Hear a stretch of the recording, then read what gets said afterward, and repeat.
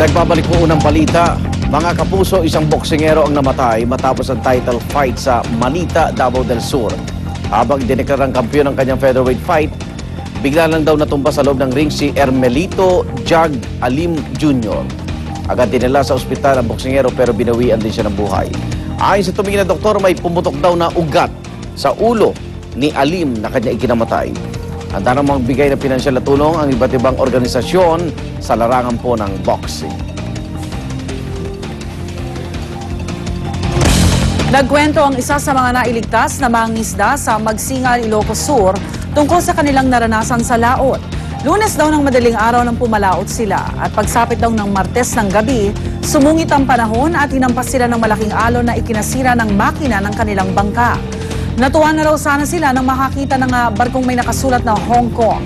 Pero sa halip daw na huminto, diretsyong sinalpok ng barko ang bangka ng mga mangingisda. Nakakapit daw sila sa bangka at sa loob ng ilang araw, kinain nila ang naisalbang hilaw na isda at bigas. Ang isa sa kanila kumain na lang daw ng styrofoam at uminom ng tubig sa dagat. Noong Sabado, may nakakita raw sa kanilang dalawang mangingisda at saka lamang sila nailigtas.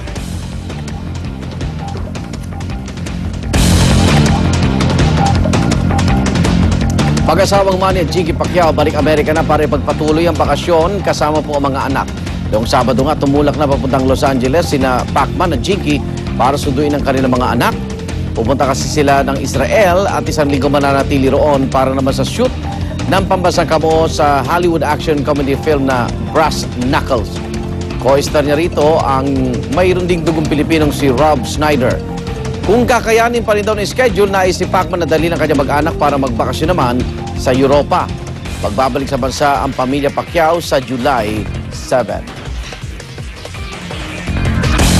Mga kapuso, ipinagdiwang sa iba't ibang lugar sa bansa ang pista ni San Juan Bautista. Ang basaan sa bawat piyesta, di po pang good time, simbolo raw yan ang pagbibinyag ni San Juan Bautista kay Jesucristo noon. Narito ang report.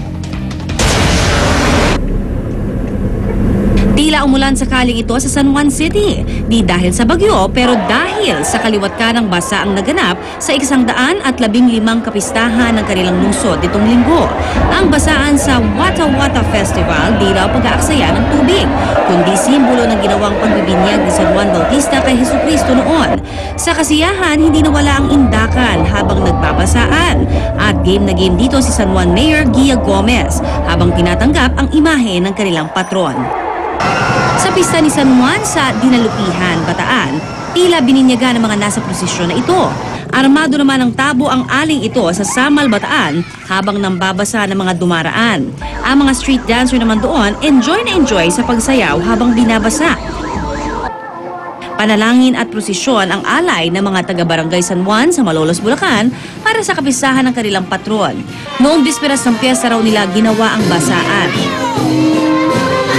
Ang ilang taga North Cotabato sa Ilog Nuwangan sinariwa ang pagbibinyag ni San Juan Bautista kay Jesus. At pagkatapos, heto na't naligo na rin sila roon gamit ang kanilang mga salbabida. Isang pagtatanghal naman ang inaalay ng mga detainee sa Coronadal, South Cotabato para kay San Juan Bautista na patron daw ng kanilang detention center. Ang lalaking ito sa Aliaga, Nueva Ecija, di naglilinis ng bukid kundi naghahanda para sa Putik Festival na kanilang paggulita para sa pista ni San Juan Bautista. Suot-suot ang mga dahon, dumiretso siya at ilan pang debotong nag-anyong putik sa simbahan para sa misa. Para raw sa mga taga-Balayan, Batangas, ang basaang ito ay simbolo raw ng walang patid na pagbuhos ng biyaya mula sa Panginoon. Maliban riyan, pumarada rin ang mga bihis na lechon. Ang isang ito nga, halos buto na lang ang natira. Para sa unang balita, Connie Season reporting.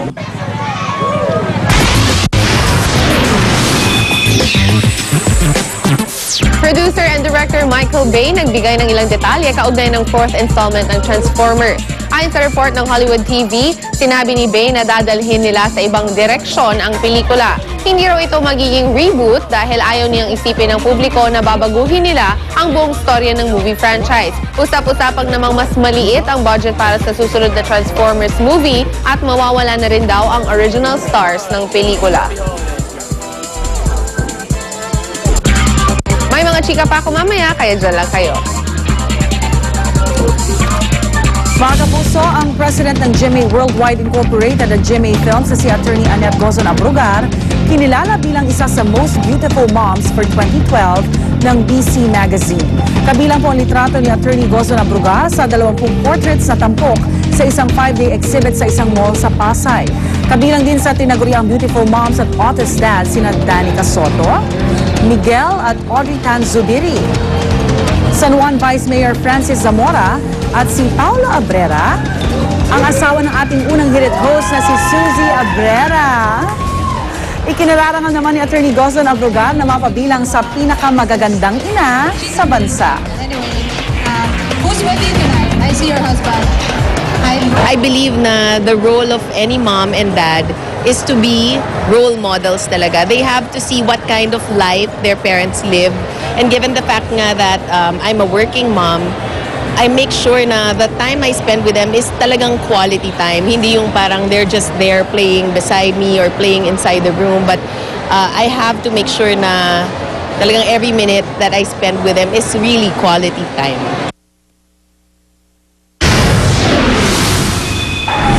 At ang hirit namin mamaya, Eastern Police District, sinusuri na po ang kuha ng CCTV tungkol sa pang-hold up sa roving teller ng bangko sa isang mall sa Pasig. Abangan yan at iba pa sa unang balita mamaya.